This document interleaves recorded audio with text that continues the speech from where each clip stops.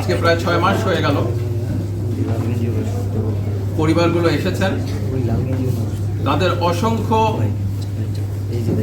যেই প্রশ্ন, তাদের যে আকাঙ্ক্ষা, যে এখনো অবাস্তবায়িত অবস্থায় আছে, তাদের সন্তানদের আত্মত্যাগ, এই প্রশ্নগুলো কিন্তু এখনো জ্বলন্ত।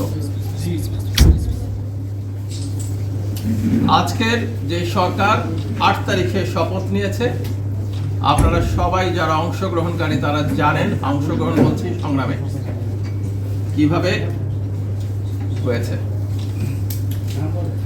জুলাই স্মৃতি ফাউন্ডেশনের মাধ্যমে চেষ্টা করা হচ্ছে, অনেকগুলি চ্যালেঞ্জ আছে।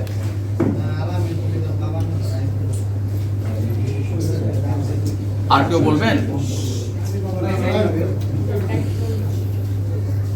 এই চ্যালেঞ্জগুলো আমরা সমাধানের চেষ্টা করছি। কিভাবে চেষ্টা করছি? মুক্তিযুদ্ধ বিষয়ক মন্ত্রণালয়ে মুক্তিযোদ্ধাদের যেভাবে দায়িত্ব নিয়েছে, এই জুলাইয়ের যোদ্ধাদের একইভাবে দায়িত্ব নেবে। সেটার অধিদপ্তরও অলমোস্ট তৈরি হয়ে গেছে।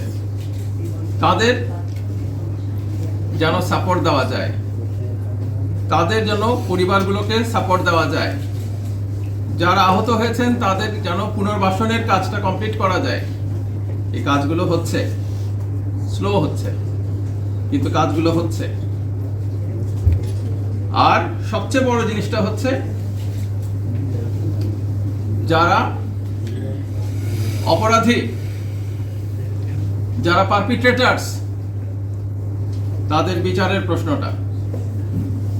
বিচার তড়িঘড়ি করে হলে বিচারটা সঠিক হয় না, আবার দীর্ঘসূত্রতাতেও বিচার হয় না, ওইটা বিচারহীনতা হয়ে যায়। আমরা সচেতন আছি যেন বিচার সঠিকভাবে হয় এবং অপরাধীরা ধরা পড়ে। অপরাধীরা, আপনারাই বলেছেন, অনেকে পালায় গেছে দেশ থেকে, গুরুত্বপূর্ণ অপরাধীরা পালায় গেছে। তাদের ফিরায় আনার জন্য রেড নোটিশ জারি করা হয়েছে, আর যারা দেশে লুকায় আছে তাদের ধরার জন্য চেষ্টা হচ্ছে। আইন শৃঙ্খলা রক্ষাকারী বাহিনীর মনোবল এখনো দুর্বল। আপনারা জানেন কেন দুর্বল। সেই মনোবল ফিরায় আনার চেষ্টা করা হচ্ছে, এবং সেটা আপনাদের সহায়তায়। কাদের? বৈষম্য বিরোধী ছাত্রলীগের সহায়তায়। মামলা বাণিজ্য হয়েছে, আপনারা উল্লেখ করেছেন, এবং সেই বাণিজ্যের হাত থেকে আমরা এখনো মুক্ত হইনি।